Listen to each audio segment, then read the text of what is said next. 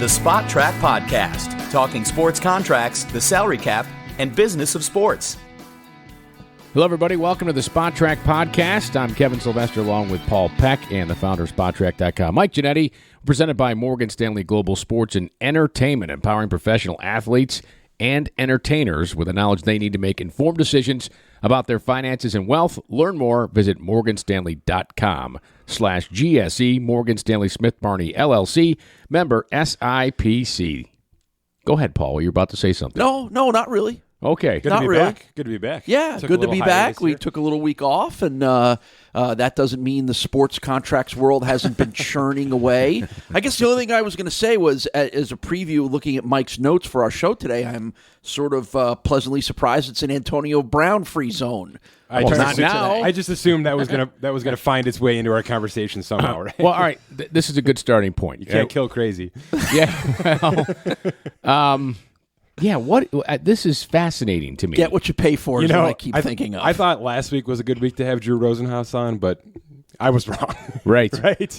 He's willing to first of all, I think he just doesn't want to participate in training camp and save his body. I mean, why? Really? Yes, you're right. With the advancements of technology, Antonio, there's not one helmet out there that will give you the vision. Mm-hmm. They're probably more comfortable, the helmets now, and the things they can do. They can probably change out your face guard however you want, how many times. They do it like a pit stop in NASCAR now in the NFL.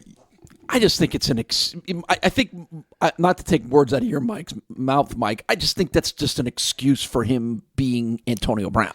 Yeah, I see both sides. I actually have a statement about both sides. I agree. I think this is smoke where there's other fire, and we'll get to that. But you got to be somewhat sympathetic to a guy, and his equipment, right?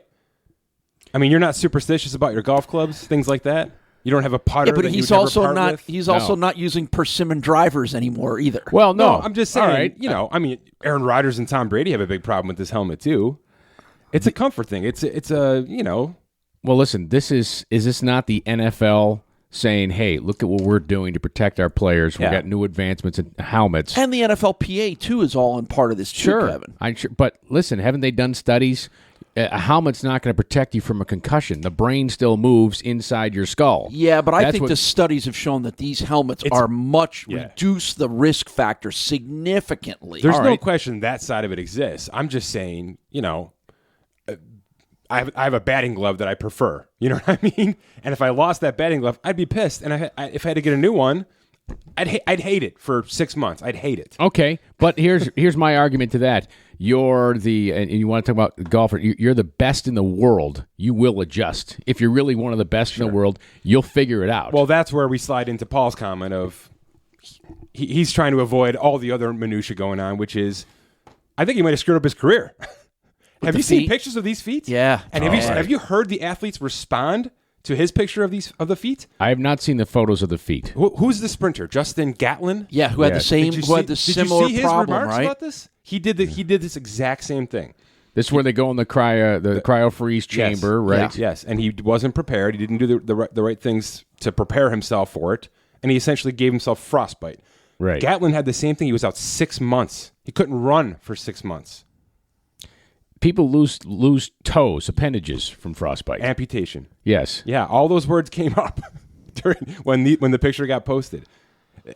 It appears there's something seriously wrong with Antonio. Well, and the higher picture in all of this, Mike, is I think he's a guy who seems to crave the attention positively or negatively, going back to Pittsburgh and everything that went there. Whatever it is, whatever it was going to be, it could have been, this time it's the helmet or whatever. I just think he's one of these guys who he's a typical wide receiver diva, and they like the attention. You don't think coming to training camp in a hot air balloon was enough for a couple of weeks? No, that's the scary part about it, is it's not enough anymore. So Are you just seeing this for the first time? Yeah, but here's my question. Why is he smiling in the one photo? The bottom of his feet are totally blistered, and the skin is gone.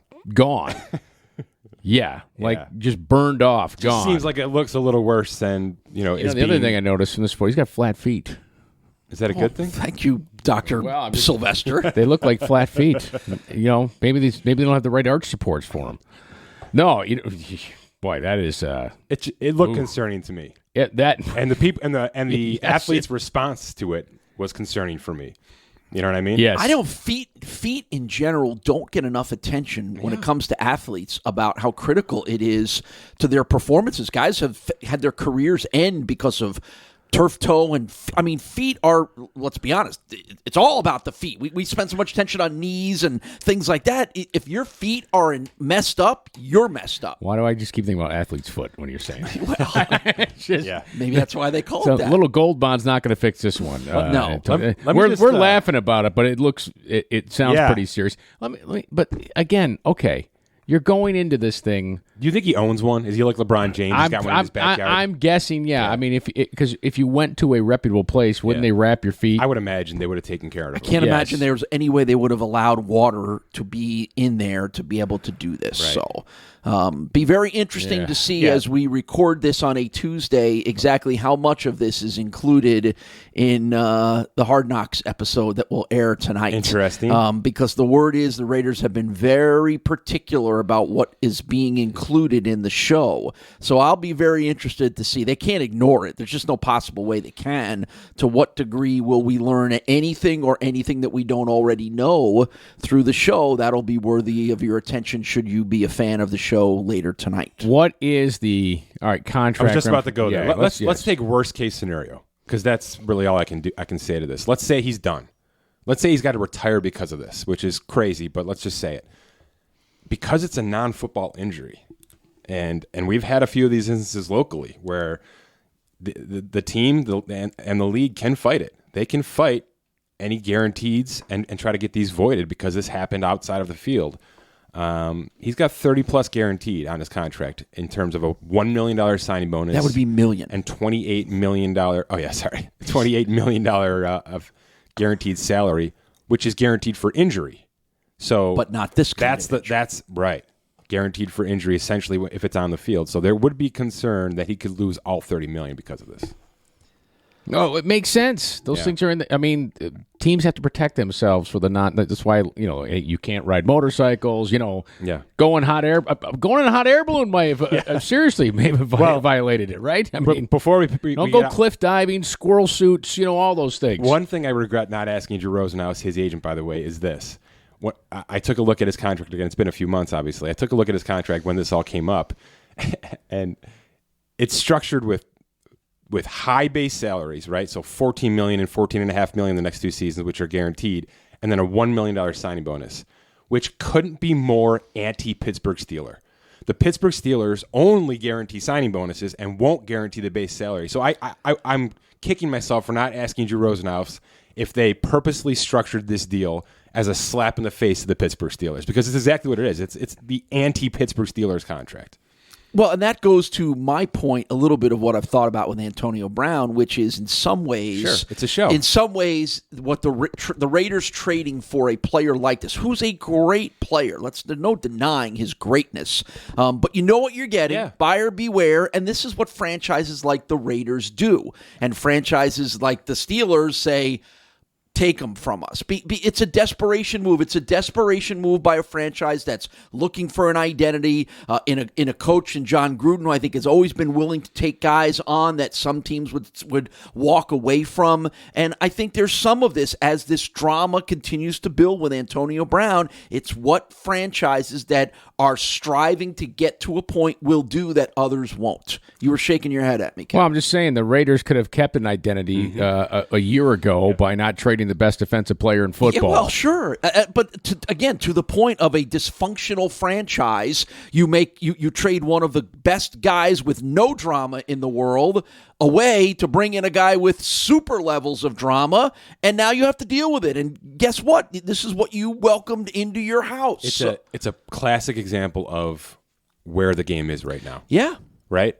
It was more important to the Raiders to try to fix Derek Carr than it was to have a good defense, and that's just a fact. Or that's more what they important for them decided to on. replace the star they traded away, and they were willing to look the other way at My point is with offense. Well, true, but they were willing to look the other way at the problems that were going to come with it because of that. Because it's all offense. Because he's a pass-catching offensive player, right? Okay, I get your point. Yep. All right, so let's talk about some recent NFL contracts and break those down. An interesting one to start with, Bobby Wagner, a self-negotiated deal. Yeah, we had this 2 years ago with Richard Sherman, and Richard Sherman actually helped Bobby Wagner here. I was going to say, didn't they can you check their browser history? They were probably on Spot Track like crazy.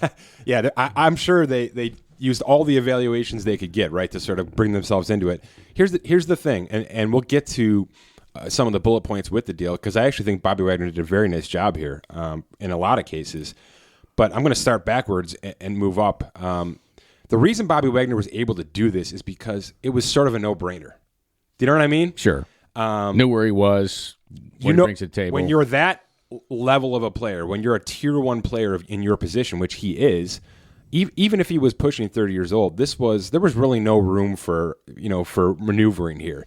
Seattle has a similar structure with all of their contracts. Russell Wilson just got his contract done, so you could kind of create a format off of Wilson's contract and just dumb it down to a defensive structure, which is essentially what Wagner has done here. I wonder how much more of this we're going to see because of this. Right? And it's not going to be your middle guys, right?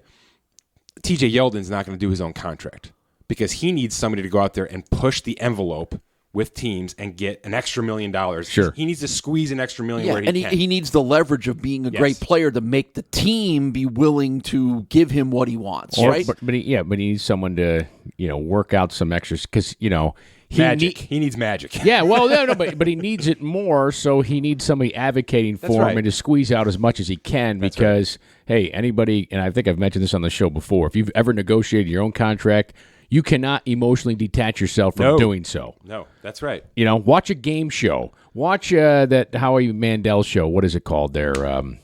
With the banker, when they get the offers. Deal or no deal? Deal or no deal, right? Yeah, and they get a deal. It's like, oh, wow, $60,000 will do a lot for me, but I can get this, blah, blah, Yeah. Like, an agent just be like, no, we're going. Well, like, or look at the Jeopardy guy, Holzhauer, how he dominated that game because he took the emotion of the money out of the equation. Right. Well, correct. We mentioned Sherman here. Sherman did a terrible job. Sure, he's getting paid well, but he bet on himself. He did. A lot of that was incentive-based and per-game bonus-based, which he ended up missing a ton of money on. Let's flip the switch on Bobby Wagner, who maybe learned a little bit from his buddy who actually helped him out here. Bobby Wagner got a ton of money, and he was always going to get a ton of money. That's my point, right? I mean, he was always going to push the $18 million per year envelope because that's just where we are defensively, and that's the kind of player he is. Here's the difference. Bobby Wagner's not a pass rusher. So for a non-pass rushing linebacker to do what he did here, which is, the first year fully guaranteed, over $35 million over 2 years, which is actually more than C.J. Mosley, by the way. So, for all the times that we and many of other people have, crowed at that $90 million C.J. Mosley got, it's not cash structured as well as Mosley's 3-year deal, which is the next point. This is only a 3-year extension, which is phenomenal. We've talked about it till we're blue in the face on this show about how guys go 5 years. 2 of those years are just fluff. Why are they there? You're only doing that for team purposes. That is no benefit to the player because the team can end up keeping you for those 2 years. You don't want to be on that structure. You want to be gone. You want to have control. Wagner did a great job of maximizing 2-year cash, getting this thing done in 3 years, and he'll have a chance when he's 31, 32 to redo this thing. You know what I mean? Let me say this too. What else he's got that Mosley doesn't here? Okay, and Robert Raiola, you can text me, tweet at me if I got this wrong. But Mosley. I know New York, but he's New Jersey, so I don't know. Is technically it 6.5% New Jersey? Let's just say it's about the same, if not worse. What's it? Roughly, Wagner's saving himself 10% overall from agent fees and playing in the state of Washington, tax-wise. You're right. Yeah, so $3.5 million bucks easily. You're dead right there. I didn't even add this in my notes. You're dead right. Brilliant. The 3% he saved on the agent for sure, is a factor. But we talked about per game bonuses that Richard Sherman ended up losing a lot of money out on. Wagner's previous deal had $1 million in annual bonuses, in per game bonuses, which you get banged up. That's $62.5 million a game you're losing, right? 62,500. Sorry, right. I'm thinking in millions here. Because that would be an amazing contract. Yeah, that sounds Sam Bradfordish, doesn't it? He had those reduced to $250,000 a year now. So and this is getting a little nerdy, but this is important. This is something we track on the site as well. His previous contract had 46-man bonuses, which means not only are you healthy, but you're active. You're active. These are 53-man bonuses on his new contract. So, he can be banged up and miss a week here and there with a knock, and he'll still get his per-game bonus. So he did a really good job to structure this, even though he's older. Like I said, he was in an elite tier to where he had more leverage than maybe most players would. At his position, no question. Right. We're talking about, these athletes across the league of his stature, defensively, offensively. Who's up next? Julio Jones. Julio Jones could be doing this right now. Julio Jones, and in fact, I tweeted this when Bobby Wagner signed his contract. Julio Jones should probably sign this exact contract. 3 years, $54 million, $35 to $40 million guaranteed over the first 2 years. That's about right for a 31-year-old wide receiver right now. I mean, it makes a lot of sense. And when you've got those kind of comparables in the same year, literally months away from each other, why is Julio Jones wasting 3%?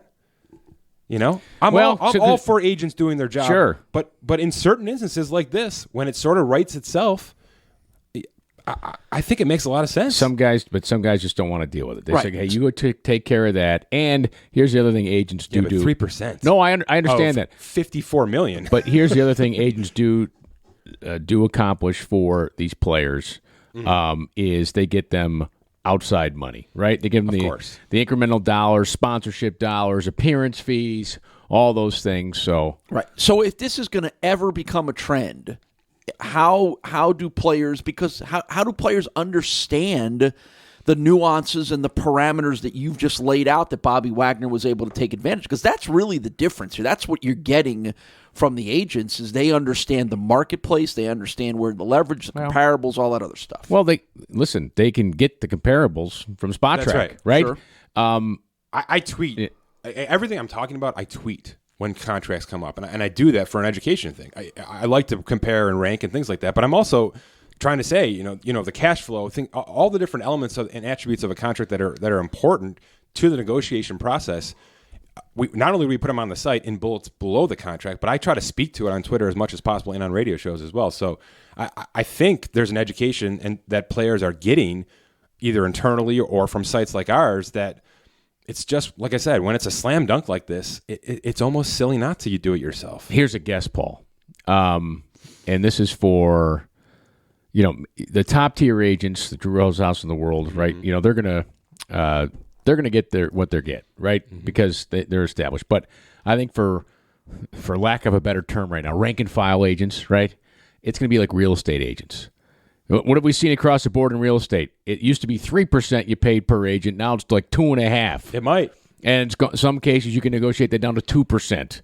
And I could see that happening with sports agents like, hey, look, all right, I'm going to SpotTrack.com. I know what I'm worth. Right. All right, you're going to get 1.5% of this, but you get 15% of any sponsorship cut or 20%, whatever it is, of any cut you get me with Nike or whatever. Right. Well, the contract becomes less of the work. Yeah, I still think it. I think for some of the guys it is. And right? to stick up essentially for the agents the rank and file, Kevin. What those guys are doing is lobbying for their guys. It's Bobby Wagner doesn't need to be doesn't need the lobby for anybody. This is a very small the case. mid-level offensive line guy who's looking for a team or is in danger of his rosters, but that's where those agents are on the phone all the time with personnel guys saying, so to some degree that's where the value of those guys come in, even equal to, if not sometimes beyond, what the contracts are. Well, I think of Shane Costa, who we had in studio here, sounded to me like that guy works his ass off. Yeah. To get players tryouts, to get him some guaranteed money, get him in the right places, get him the right fits with the right coaches, right systems, all those things. Yes. So we're not sitting here. I think in summary, we're not trying to devalue agents. They certainly have their, but players are more educated. In very small cases, like a Bobby Wagner, it makes a ton of sense for what he did. Yeah, so we're basically talking about 1 or 2% in the workforce in the NFL. That's right. Let's talk about what agents need to stop doing. Okay. With Michael Thomas. Yeah, Michael Thomas here. This was ugly, and we've seen it before. I know, there's been usually with quarterback contracts when they're so big that it's easy to sort of, fudge the initial report. This was ugly. We all knew Michael Thomas was looking for a $20 million contract that had not been done by a wide receiver. Michael Thomas did not get a $20 million contract, all right? Even though for a day and a half, all the reports said this was a 5-year, $100 million contract, blah, blah, right? It's, first of all, the base value is $19.25 million per year. Right out of the gate. If he just plays and he's not elite in the last 2 years of his deal, he's got to be really elite in 4 years to even consider getting up to that $20 million per year mark. It's $19.25. But over the next 3 years, which, as we know, with 5-year deals, the first 3 years are really all that matters. It's only a $45 million contract. It's a $15 million per year contract, which is less than Sammy Watkins, which is less than Jarvis Landry, which is less than Brandon Cooks. So I don't say this often, but Michael Thomas got hosed. He got hosed on this deal. I'm not even sure who his agent is. I haven't done that kind of work on it, but I've looked at this thing inside and out. I've talked about it on a few shows. This is a terrible deal for Michael Thomas. He's an outstanding, productive receiver. This is a deal, and a lot of it has to do with where he's coming from. He wasn't a first-round pick, so he wasn't coming off a $9 million fifth-year option like a lot of these guys are. So the gap to go from $9 million to $18 million is obviously less than $1 million, which is what he was set to make this year, to $18 million. So I understand it from that point, right? He got his pay raise this year, but man. To equate out to $45 million over 3 years for a player of his production, it just to me it's unacceptable. He would have made close to the same had he played out this year and got franchise tag, right? That's right. His 2019 salary of $1 million plus 2 straight franchise tags would have equaled $42 million.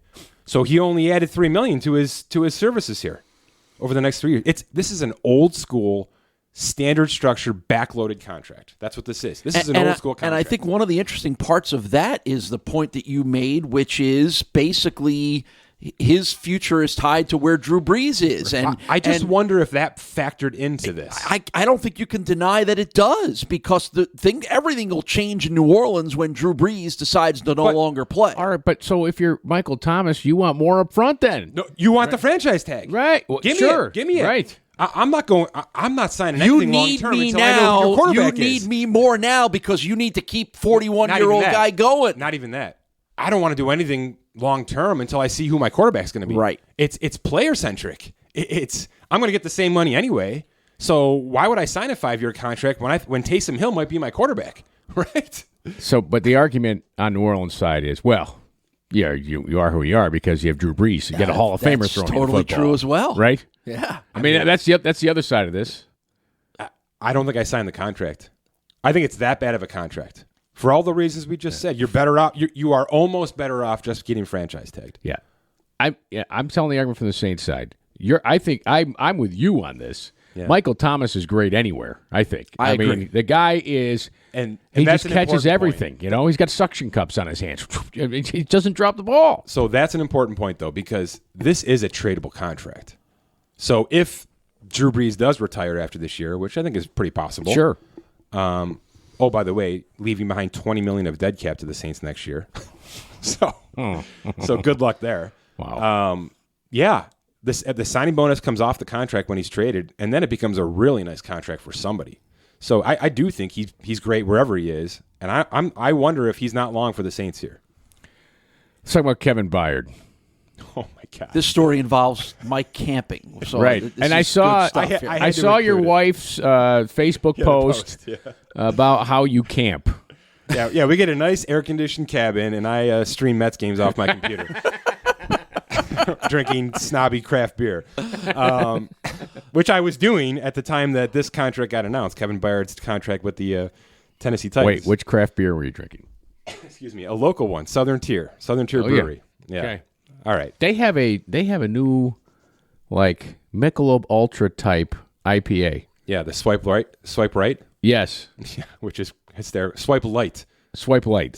Yes. Pretty hysterical. Yes, but it's pretty good. Yeah. Okay. Yeah. Anyways, nice local brewery.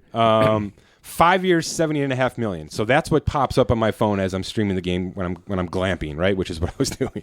So huge numbers for a guy, a nice player. Huge numbers. So I immediately start to put that in. How'd you get that signal, by the way, out in the middle of nowhere? I know where you went camping. Off my phone. Nice. Yeah. So okay. I can't wait to see that data bill. All right. So I turn the Mets game off. I start to put these numbers in. I start to tweet a couple of things because this is a really nice contract. By the way, the headline there is he turned the Mets game off. Sorry, the way they're going these sorry, days. I minimized it. Okay. So I was listening still. God, this is so nerdy. Anyway, so all that happened, right? Sounds like a great contract. And then I get home a week later and I see the contract. This is an all-timer. I couldn't believe what I was seeing when I saw the details for this contract because, like I said, 5 years, $70.5 million. For those who don't know, this is the Titans safety. Anyhow. Excuse me. Pro Bowler. Very good player. Yeah. He's getting $11 million this year, which is fine. That's a $9 million pay raise for him. That's a nice bump. It keeps the cap hit low for Tennessee this year. He would have received $13 million next year. He's going to get 20 over 2 years. $70.5 million over 5. He's getting 20 over 2 years. And then it could be done. The dead money's so gone. It's not a $70 million deal. They can save $8 million in cap space by cutting him before 2021. This is a 2-year, $20 million contract structurally. So, I mean, holy cow. It's not even a great safety we just saw safeties make $15 million a year. He's getting 10 over the next 2. So it's all bad for Kevin Byard. This is back-to-back Michael Thomas, Kevin Byard. I cannot believe the structure of the first 3 years. So we'll see if he lasts. He's not going to like this in 2021 is the point here. Tom Brady. We were mentioning Drew Brees, how much longer he's going to go. Tom Brady, continues to defy father time here. And just turned 42 last week. Right, where he was scheduled to make $15 million this year, and we've mentioned the show. There's just no way we see Tom Brady playing this year for $15 million bucks. Maybe it was $15 million. There's been so much discussion about this contract that I can't wait. I've been waiting to get to Mike to say, tell me what this really, really means. I hate to sound like a broken record, but this is the fluff report of all fluff. This is it right here. I just had to confirm this with our buddy Joel Corey. I actually did this morning. I reached out to him because, there's obviously been misreporting, updated reporting, and then everybody wants to know, because on the site, obviously I have this as a 2-year, $70 million extension for a lot of days. Which would make sense, right? Because that's Tom what Brady was told to us. Well, no, but I'm saying, like, you figure Tom Brady should make $35 million a year. Yes. Right. When you Which look ties Russell Wilson for the highest average paid in the history of football. Correct. Except it's not. It's not. None of that $70 million even exists. It doesn't exist. Yeah. Right? It's basically a 1-year deal, right? It is a 1-year deal. Okay. We got to stop saying basically. We got to stop saying reportedly. We got to stop saying there's a chance it's only a 1-year deal. We got to stop saying he's year to year. This is a 1-year deal. This is a 1-year, $23 million restructured contract. That's it. He got $8 million more than he was going to make. He got a signing bonus, a big signing bonus, and a smaller base salary. Everything's going to void on March 17th. So it all void. It's not a Brady choice. Gone. It's not a team choice. There's the contract disappears. Poof. Gone. Next March. It's just like Drew Brees. And it's the first time he's ever done anything like this, right? Yeah. Why? I don't know. Okay. All right. So you say, because every one of his other deals always sort of had a team, right? It was a rollover, a team choice, or whatever. This is the first time that Brady will be technically a free agent should nothing be done before March 17th. That's a good point. Why did he do it? That's what I it's read gotta over be the because weekend. he's 42, right? And he wants the control, and the team needs. And the that control. was the consensus of what I did a little reading over the weekend was this gives him the reason he would do it is to give himself control. He's never had control. The Patriots have always had the ability to extend deals, team options, whatever. This is the first time where Brady will for whatever reason, either he's going to retire or he wants to leave, which I don't think is true. Sure. He gets to make that decision. So the reason the Patriots did this is the same reason the Drew Brees contract exists, right? It's a 3-year deal, so they can spread the $20 million signing bonus over 3 years. So let's say he does retire, right, next year or after this year. He'll leave $13.75 million of dead cap. No to the matter Patriots, what, it's on the just Patriots like Brees cap. is leaving 20. Yes. So look, they saved $5 million in cap space by doing this. So that's part of it. That's definitely part of this. And Brady has done this every 2 years for that regard. Get myself some cash, save the team some cap. Why does it automatically void? I think for what we just laid out here, it's probably about time. Right? Everybody wants to know if it means anything. well, sure. It means you got room for Gronk when he comes back halfway through the year. That's true. Everybody wants to know if it means anything for Brady's future having a contract that expires next year. He's 42. Yeah. I know. What? Yeah. It's an amazing story. He's still playing and still the best. Okay? Well, so why is everybody wondering? Don't wonder, people. If he retired tomorrow, you shouldn't be shocked. No. Well, I thought it was interesting that he built in the ability for the Patriots to not franchise tag him. That's true. Why I'm does glad that you matter? mentioned that. Why does that matter? Has anybody actually thought about that? Do you want to go play in California? Does he want to play somewhere else? Because I was just about to say to you, people want to speculate about that. I don't think he ever plays anywhere else. But why would he not want a 1-year, $26 million contract from the Patriots? Isn't that about what he's going to get anyway? But they can negotiate that should that get to the point next year, right? They can do that. Does he want to match Peyton Manning to be the quarterback to go win a Super Bowl with two different franchises? But Paul, that's my point. He's probably going to get whatever the franchise tag is anyway. But he wants the control. He wants the control. So there's got to be an inkling of him that says, maybe I do want to play somewhere else. Because otherwise you don't care about this. See, the reason I say that I don't think he ever plays anywhere else is because of look at what his career has been. It's never been about, I'm going to leave because I want to go play with better receivers. That's never been the case in New England. He's succeeded no matter what. I think Brady is smart enough to know that he and the Patriots and Belichick together are who makes each of them who they are. But you don't think there's a part of him that wants 1 year to prove that it's him? Oh, I can't. I mean, I don't know. I can also tell you that he grew up as a Joe Montana fan, and he may have looked at what happened to Montana, who made a mistake, but was never Joe Montana when he left the place that made him who he was. But Joe Montana was one game away from a Super Bowl with the Kansas City Chiefs, and they lost to the Bills in the AFC Championship game. Yeah, but Montana never had any kind of that level of success. Was Peyton Manning unbelievable in Denver? Not the year he won the Super Bowl there. No, he wasn't. He was Manning could barely throw the football at the end, right? He was throwing ducks. Sorry, Peyton, I love you, but I'm just saying, like, he wasn't the same Peyton Manning, yet he won a Super Bowl, and isn't he the only guy to win Super Bowls with two different franchises? Kurt Warner's taken two teams to the Super Bowl and won one with the Rams. I mean, what's the one thing Brady hasn't done? That's it, right? He's done everything else. If Tom Brady at the end of his career could go, take the 49ers to the Super Bowl, growing up a Montana fan, like, you're the 49ers, I know you got Garoppolo, hey, but if you got Tom Brady for a year, that's the team. Unbelievable. No, that's the team that we've all identified. Yes. Garoppolo can be gone for nothing next year. Sure. That is the team right there. There you go.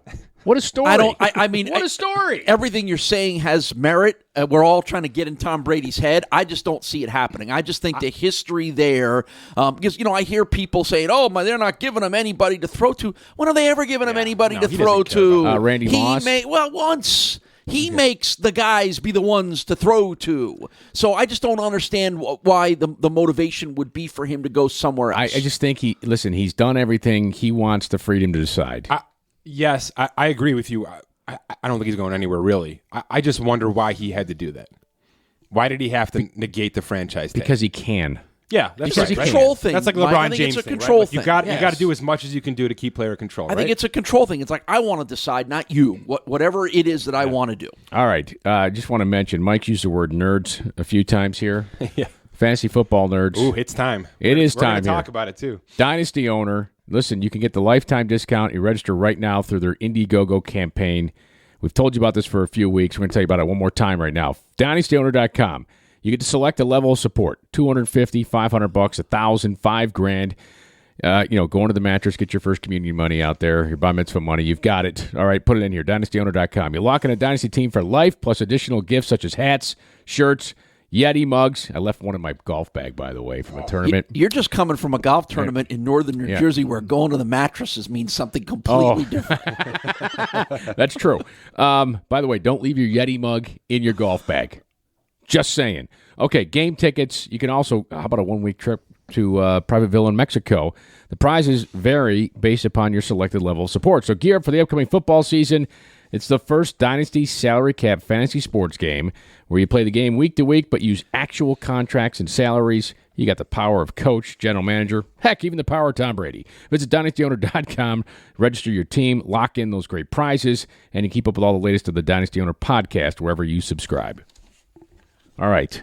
You said you were going to talk about this for a second. The dynasty owner. Yeah, we'll get there. We'll get there Okay. in a little bit. I just got a few players to talk about in terms of fantasy this year. Oh, yes. Real quick. Fantasy players on expiring contracts. Let's fly through it now, actually. I love, and by the way, when it comes to hockey, I love players on expiring contracts. That's why we're they're- bringing it up. They're awesome. It matters. The motivation it is what you're matters. talking Oh about. my God! And it's amazing the quarterbacks here on expiring contracts. We've talked about two of them. Drew Brees, Hall of Famer. Phillip Rivers, probably a Hall of Famer. Tom Brady's a Hall of Famer. Eli? Let's not even go That's there. a separate episode. You know, no. You know what? Okay, let me digress here just a little bit. We were having this discussion over dinner. I just worked the Northern Trust last week for PGA Tour Radio. Over dinner, we were arguing about Hall of Fame golfers and their careers. And if you go by majors won. And someone said Brooks Koepka. I'm like, absolutely Hall of Fame. he's in. Well, he's under 10 wins. Nah, he's in. I said, he's won 4 majors. He's in. He's in. And I said, it's not like, Andy North won 2 U.S. Opens. Sorry, not. Lee Jansen. Sorry, not. You got to win that third one to me. You got to win 3 majors. Jordan Spieth, Hall of Famer. He's in. If he doesn't win another tournament, still in. Same thing with Koepka. Doesn't win another tournament, he's still in my opinion. It used to matter. Eli Manning, 2 Super Bowls. You look at his career stuff. But a very pedestrian overall But career. he won 2 Super Bowls, and It used to matter. arguably, I say he's in. This used to be a twofold conversation. It was championships, and it was he ever, and for how long was he the best player at his position?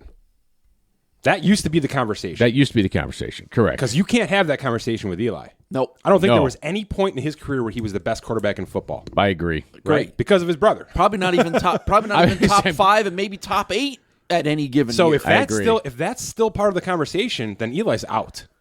Eli's out. You make a great point. Okay. Quarterback free agency. Now, here's the point about the expiring contracts in the NFL. Kevin, your point is completely. So we've seen it across the board.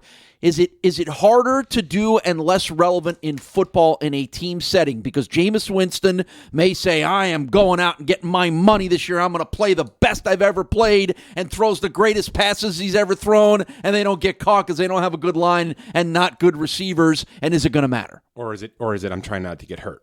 Is that what, That's is that where another you're going? point. No, but that's an even better point, I think. I think it's with quarterbacks, it's more about I got to put up huge numbers. And then as we get down into our running back wide receiver conversation, I think the injuries certainly play. I mean, Melvin Gordon, of course, right? You got Winston, Prescott, and Mariota. To me, those are the 3 to focus on because they're in their mid-20s, right? The other guys are older players, end of their careers, Breeze, Rivers, Brady, Eli Manning. I mean, of those 3, is Mariota even going to make the season? Boy, I tell you what. Ryan Tannehill looks starting to pretty hear damn whispers good. about that, aren't you? Of those 3, the one I like the best is Dak Prescott. Of course. And I don't love Dak Prescott either. I like him. I like him. I think he's a gamer, man.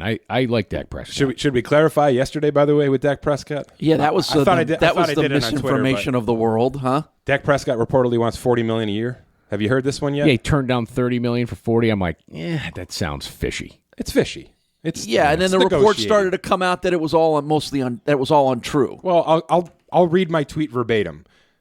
You say 40 because when it's 32, it looks like Dallas wins. There you go. Right? Okay. So Dallas probably floats 40. Yeah.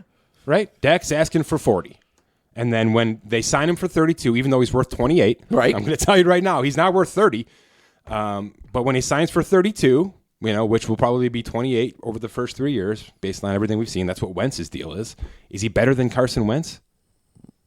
He certainly wasn't drafted higher than Carson Wentz. No. Is he more durable than Carson Wentz? Yes. Sure.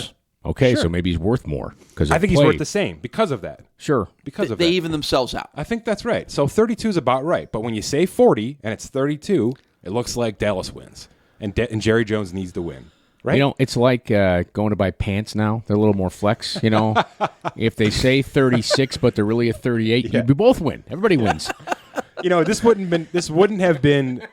I wouldn't have had to clarify this report yesterday if they would have said 36. You know what I mean? Sure. Like you're $5 million more than Russell Russell Wilson and Tom Brady. Yeah, right. Air quotes Tom Brady. Sure. Right. You're worth $5 million more than those guys. Dak Prescott, Patrick Mahomes next year, different conversation. Yeah. But Running backs. just to clarify, This is an interesting one because you You have LaShawn McCoy in there, who's 31, whom we've said on the show many times the Bills should cut ties. Lamar Miller's 28, but then you got Melvin Gordon, Derrick Henry, Kenyon Drake, Jordan Howard, all 24, Young. 25 years old. Yeah, Jordan Howard's 24. Right. Man, got a lot of taking a lot of miles on there. Jordan Howard is one of those guys. Chicago, though. I really like him in Philadelphia. Do we all love Melvin Gordon the best out of this group? Yeah, you have to. Right? I think you have to. Derrick Henry's intriguing because I would hate to try to tackle that guy. Oh, my gosh. Huge.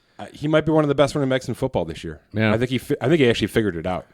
He had a really strong second half to last season. I think he figured it out down there. So we'll see. By the way, I saw Saquon Barkley in person. Yeah. Oh, my gosh. Speaking of thoroughbreds, huh? Holy smokes. He's more like a Clydesdale that runs like a thoroughbred. It's incredible how he was wearing track shorts and his muscles were just, thigh muscles were just bounding out of him. I was like, oh, my gosh. And he's like 5'11". He's a big guy, real big guy. He's arguably the consensus number 1 overall fantasy player right now. Yeah, I can see why. Ahead of Mahomes for most people. Oh yeah, it's all about running backs. Just because of the now. position. Yeah. There's a lot. I mean, Dak Prescott's a pretty good quarterback, right? Mm-hmm. You can get him in the 9th True. round. Yeah. He's an exciting player. Anything up on him, Gordon? Anything news? Nothing. I mean, obviously the big one to watch now was Week 10. That's where you lose your salary for the year. So if he's going to hold out, if this thing's going to go into the regular season, which with him I don't think it will. I really don't. I think he's going to come back and play some football, but maybe not the best fantasy choice this year because he's going to be containing himself from injury. He's going to be. I mean, that's just smart business for him. So maybe not the best fantasy option this year if you're looking for a thoroughbred running back like we're talking about here. Wide receivers: Tyreek Hill, Amari Cooper, Robbie Anderson, Adrian Green, who I want to talk about. Yeah. Geronimo Allison, Devin Funchess, and Emmanuel Sanders. I think Allison's a sleeper name on this list, don't you think? Sure. Heard that said by a lot of people. I mean, that's just a nice offense that's going to click eventually. When they throw a long pass, they should be yelling, Geronimo! Right? Anyhow, just taking the play-by-play in there. We'll edit that out. Thank you. Why? It's fantastic. A.J. Green, though, already an injury. Again. Right? Yeah. Again, he's 32. Boy, he's a not the year to be injured. Player, but it's the injuries have started again. Have started to become a big factor for him. Yeah, and Tyler Boyd just got an extension there. The tea leaves are on the wall, though, right? No, they certainly are. And he's a player that. Well, I look at Emmanuel Sanders in Denver, right? I mean, this guy was great in his early 20s. He's a good player, coming off a nasty injury. right? Yep. Yeah, Achilles with him. Yeah. 33. Yeah, we'll see on that one. Tyreek Hill, boy, unbelievable game breaker for the Kansas City Chiefs. You heard the explanation, Sure. right? Yeah. Teaching his son how to box. Yeah. Sure. By the way, did you notice that his supposed drafted replacement had a couple of really big plays in their preseason just over going to Hardman ask.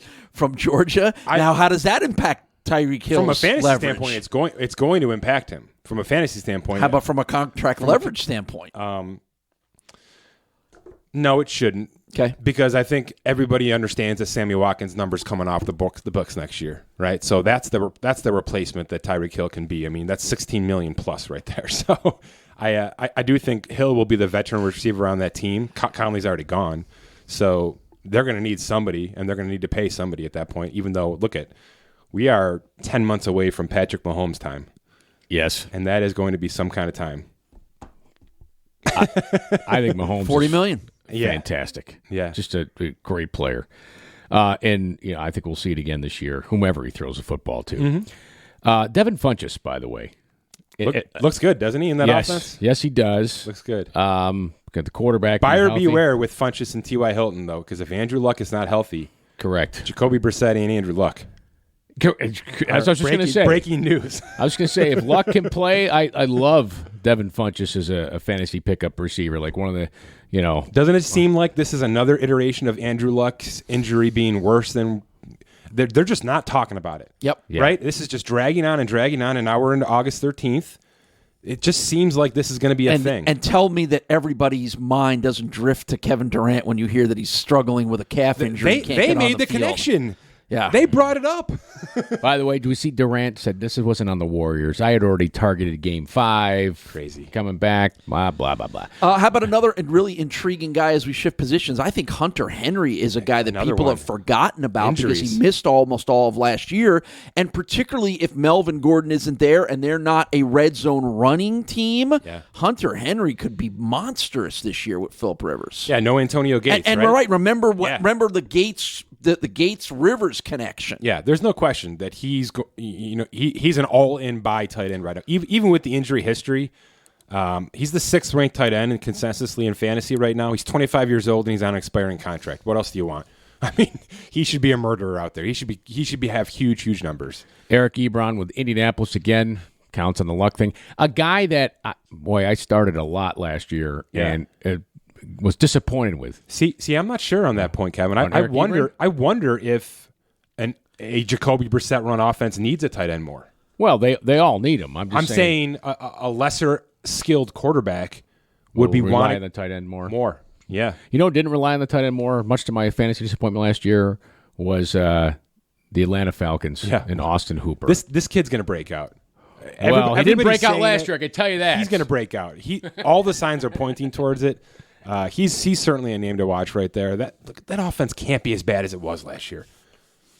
There's no way that team's that bad. Is it me or does Ryan and that offense go from great to bad every other year? Yeah, so that's what I mean. This is the year they break out again, right? Yep.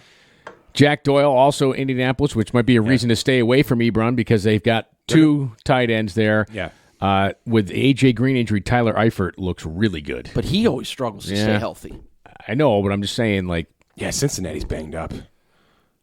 There's a lot of question marks with the Bengals all the way around. Their left tackle's gone. Their wide receivers new gone. Coaching staff. Right. I think that you got to think there's a lot of changes coming, and Andy Dalton may or may not be a part of that at some point. But there's with Green, they're going to have to move on from Green. There's a lot of changes coming in Cincinnati. So we're staying away from Bengals in our drafts. I think that's about right. Maybe the running back, right? Joe Mixon, I think, could be a monster this year. Yeah. All right, NFL. We'll wrap up here with NFL versus NBA money. Yeah, I think it's time. Which is interesting. You're going to fan the flames of this thing again? The reason I'm bringing this up is because we've had some discussions about the CBA coming for the NFL and how things could change, even though I'm becoming more and more pessimistic about anything really changing. The only thing I really think might change is Joel Corey's suggestion of franchise tags being increased in value to make it harder to use. To make them less desirable. Right now they're being used as a placeholder, and I think that's incorrect. I think they should be used as we really want you here, we just need to see it, and we're willing to take a $27 million cap hit to do it. Right now, especially with a safety at $13 million, we just had 4 safeties signed for $14 million plus a year. So that's not going to work. They should always be above... Way above. I think the point is the going rate. Above. Right, yeah. Yeah, because the player doesn't have the option to negotiate the long-term deal with the guaranteed bonus money. That's the argument on the player side of things where, hey, all right, if you can use a franchise tag, it should be more so it works out for, it's an incentive for teams to negotiate a longer contract with a lower cap hit. Let me amend that too, because there's a lot of question coming up with Jadeveon Clowney, Right now, if Jadeveon Clowney gets traded, because that July 15th deadline has passed, you can only sign him to a 1-year deal. Either keep him on the tag or give him a more expensive deal on the 1 year. But he cannot sign a contract past December 30th, 2019. That's got to change, too. So he becomes a free agent. That's got to change, too. Yeah, but he can only be on a 1-year deal is my point. Right. Even if he gets changed because no team's going to want to make that kind of a deal. Right. That's got to change. A franchise tag player that gets traded should be able to renegotiate a multi-year deal with a new team. Sure. Because that team would have a different outlook. Yeah, they're not giving up a first-round pick for a guy that they may not have past that. Excellent point. Anyway, CBA changes are coming. I don't know how much they're going to come, but I think it's a good argument or discussion to have with what the NBA has done structurally with their contracts versus what the NFL has done, because in a lot of cases it's pretty close. Like the rookie... When I broke down the rookie wage scales for both, it's pretty darn close, all right? I mean, the NBA rookie wage scale is 2 years guaranteed. Now, let's speak first-rounders. I mean, that's where the pudding is, right? First-round rookies in the NBA, 2 years fully guaranteed, 2 club options, and then a restricted tender for a 5th. Generally speaking, you never get to that 5th year. They're extended after the 3rd year, which is just like the NFL. Patrick Mahomes is in his 3rd year. When he completes 2019, he'll be eligible for an extension, just like Ben Simmons That's the latest NBA contract. Completed his third year in 2018. Got the big extension. Here's where it's different. I got a couple of notes here, actually. Of the 2016 first-rounders, 18 of them had their fifth-year option exercised. That's too many. There's too many guys getting to the fifth-year option, in my opinion. There's only one 2016 first-rounder who's got a contract, and it's Carson Wentz. Only one. Out of 32 first-round picks in 2016, only one of them this offseason got extended. That's not good. That means the rookie wage scale is being abused, in my opinion. You're letting these contracts play out, which I guess that's not abuse. You're just going with the structure. Right. But from a player standpoint, good players, first-round picks who play well should expect to be extended after the third year. And it's not happening. So that's broken, in my opinion, from a player side. That should be a point of contention for players because in the NBA, that is happening. Those players are getting immediate contracts because there's money available, there's salary cap available, the luxury tax is all being worked in nicely, and maybe that's something else to discuss. I don't want to go there today. But for some reason, NFL players are not being extended when they're first eligible, and NBA players are. That's a big difference. I think it's simple the wear and tear of the sport in football. There's more risk to signing the guy long term. Is there though? Sure. Wouldn't you rather sign a guy when he's 25? Because you know you're going to get his best years. That's the point. That's the point. Well, I'm maybe making you already here. got his best years. That's a good point too. I think the lifespan of an NFL player versus the financial structure of the league is completely off right now. You should be dying to pay a guy at 25. Dying to. And the rookie wage scale is bleeding into the prime years of a player.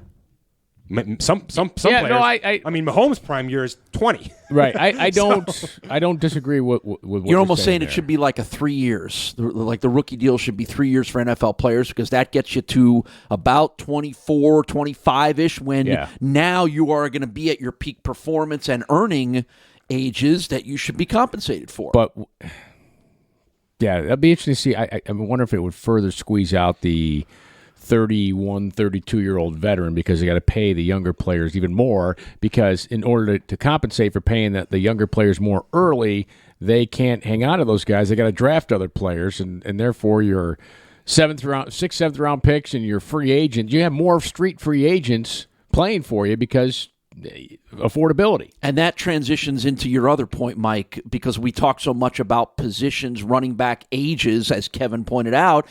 I thought this was really interesting, and I think this is going to be another great discussion for us down the road. The NBA is become positionless. Totally. The NFL will never do that. No. Or will they? No, but I think a few positions can start to merge together, don't you? I mean, we've seen transcending. But I think it's all tight negatively ends. for the players. I don't. No? Well, do you? Well, that's what we talk about. We talk about running backs as a position. Nobody's going to get second contracts at some point. You have already talked to us about wide receivers, the next position where there's going to be a glut of players that you're just going to draft them, play them, not pay them because there's 150 other equal guys that can fill the next gap. I was just thinking, you're right about the NBA. It's become the pickup game on Tuesday nights. Totally. Yeah. Right? I mean, no one's a designated point guard. You got one big brute who gets the rebounds, kicks it out. I'm going to take it up this time and shoot the three. Yeah. You're right. It is position. It is. But it really is. But it is to their benefit. Sure it is. Because you can no longer value LeBron James as a power forward. Correct. Right? He's everything. Correct. He's Steph Curry. He's everything. What's Antetokounmpo? I mean, he's everything. Right. He's everything. So it's to their benefit. I mean, I sit here and I try to evaluate Ezekiel Elliott, and I have to use Todd Gurley, and I have to use Devontae Freeman. And there's an $8 million gap between their salaries. Right? And that's why everything's screwed up right now with that position. There's, you have to throw Gurley's contract out at this point. So how do we fix that? I don't know. I really don't know. Because, and I'm not sure anybody with an eye on this can say right now, but one way that I could see happening is, to your point, Paul, is they more closely align themselves with wide receivers who are getting paid, right? And that's going to devalue the wide receiver a bit, which is fine. Well, my question to you, again, a topic for another day, will wide receivers stop getting paid much like running backs are going to stop getting paid? And it's not because there aren't great ones. Great, there's always going to be 3 or 4 guys at a position that are better and transcendent than everybody else. But it's all the rest of them, and that's what we're seeing with running back. Are we going to see that with wide receiver? Because you're going to have so many guys, and the difference between the best and the next tier of 50 guys isn't as large as it used to be, which is going to change the way guys are paid. Yes, it's going to. All of this is going to happen. I mean, we're going to see what happens with a guy like Ty Montgomery, right, in New York, who's going to do everything. He's going to be that player. I think Le'Veon Bell, also in New York, is going to do everything. There's going to be an iteration of the running back that is going to look more important than we've seen before, right? I mean, Le'Veon Bell's a little old for this, truthfully. Right. So will there be a next wave? Did the 5 running backs drafted in the 3rd round this year, are they going to become the next iteration of Le'Veon Bell? And if they are, that's going to spur a financial change with that position. It's going to have to, because those guys are not just 3-down backs in an I formation pounding the ball up the middle or 4-yard spurts outside the tackle. If they have a legitimate role in the passing game, if they can block, all of these things, by the way, are Zeke Elliott. These are all the reasons Zeke Elliott should be paid. But if they're become a league full of them, if every team has one of these players, which I think every team is trying to get one, sure, right? They're scouting those kind of players in college.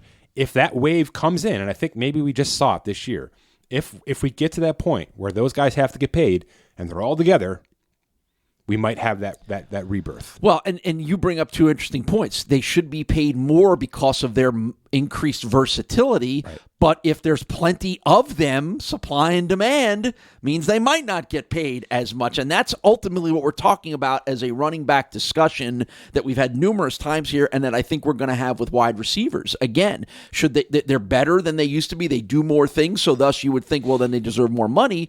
But once again, particularly as the numbers and the analytics start to come in and say, well, wait a minute, the difference between the best guy and the 30th guy is not significant enough for me to have to pay the best guy because I can go get number 18, pay him less because there's equal amount of guys there. Let's shift real quick back to the NBA, because I've thought about this a lot. The NBA has done something which a lot of people love, a lot of people hate, and it's the slotted max contract. Okay? And just to quickly understand that, basically that means, depending on how many years you've played, right? If you're 4 to 6 years experience, your max contract is 25% of the league salary cap, okay? It jumps to 30% when you hit 7 years of experience. It jumps to 35% when it hits 10 years of experience. So, as you get more experience in the league, you're able to max out more, which, when you think about it, is normal, right? The NFL is also doing that, right? Russell Wilson has been in the league, 9 years, I think. He's just the highest paid quarterback in history. But there wasn't a number for Russell Wilson to get to. It was just, well, the last guy got 33, so, technically he should be right around 35 because he's this percentage better than this guy statistically. All the work that I do, which is fine. I love to do that stuff. I wonder, does the NBA having those slotted, nice and easy, don't have to think about it numbers, make it more likely that players get them? Did D'Angelo Russell get a max contract because it existed? And nobody had to magically create a number for him? Sure. I think it's got to make the negotiating process easier. So wouldn't the NFL players, even though everything you just said is right, and I don't think Alvin Kamara would get a max running back contract, but if one existed, if there was a number, if it was, let's say we decided that the max running back should be worth 12% of the league salary cap, right? Which is essentially what the franchise tag is, right? There is some version of a percentage of a number that the franchise tag for each position already exists. So you could just convert that into a max contract percentage positionally. You mean like a true union wage scale? Yeah. I didn't want to say it, but I'm saying it. No. But my point is, everybody out there listening who's in a union, they know, okay, when I start, I make this much per hour. That's right. I'm going to make this, or my salary's this, That's blah, right. blah, blah, blah. And I max out here. And I know here. the immediate pushback is teams are trying to pay less as it is. Why would any team pay to the max ever for a tight end or for a running back? But I think maybe it's way dumber than that. I think it's, well, the league has put together these max contracts. They're slotted. They exist. We should just do that. Why would we sit in negotiations for days with a guy trying to figure out if we can squeak out $2 million less out of the guy? I wonder if it's that simple and stupid. How about this? How about there should, if anything, there should be a max quarterback number in the NFL. There's no questioning the value of the position, right? If you have a good one who is good, there's no debate. Quarterbacks, as you've taught us, quarterbacks are negotiated and paid on a completely different level versus anything else in the NFL. So if nothing else, and what's the number? It's about 25 to 30% of the salary cap. No, it's about 17%. Okay, so let's say 20% of the cap is the quarterback number. I think I wouldn't be shocked if NFL teams would say, okay, we got one, we like him, let's pay him. It's the one position you do pay. It's the one position you don't hesitate to pay generally, except for maybe Dak Prescott. But, that would be super interesting if it was a quarter, and that would eliminate a lot of the angst that comes with being quarterbacks and negotiations and holdouts and all that other stuff. If you're a quarterback and you're legit, and the team thinks you're legit, okay, that's what I have to pay him. Here it is, done. What fun would this show be, though? I was just going to say, I'm literally You're right. The more I say it, and I've been saying it for a while now, but the more I say it, I don't like it. I don't like what I'm saying. I just wonder if the reason we see so many max contracts in the NBA is because it exists. How many of those players are actually worth the max? Few. Maybe 60%? Yeah, I would say maybe a little bit more than 50. Yeah. But that's a lot of guys getting a lot of money. The one that you just cited, Cousins, is in my mind nowhere, not even close to being a max. Ben Simmons? No, Russell. D'Angelo Russell. Yeah, I'm sorry. Oh, Ben Simmons. I was thinking of DeMarco Cousins, right. But yeah, I just wonder if because it exists, teams just have relied on it. It's an easy... They can always make it work. Right. That spins us right back to where we started this, which is guys wouldn't need agents anymore, would they? No, but you know who they need? They need financial advisors. They need to figure out what to do with their money. That's why they got to call Morgan Stanley Global Sports and Entertainment. Again, professional athletes, entertainers, those of you are high earners. Listen, Morgan Stanley help you with your finances and wealth. Learn more. Visit morganstanley.com/GSE. Morgan Stanley Smith Barney, LLC, member SIPC. That wraps up our show this week. For Mike Giannetti and Paul Peck, I'm Kevin Sylvester. Thanks for listening to the SpotTrack.com podcast.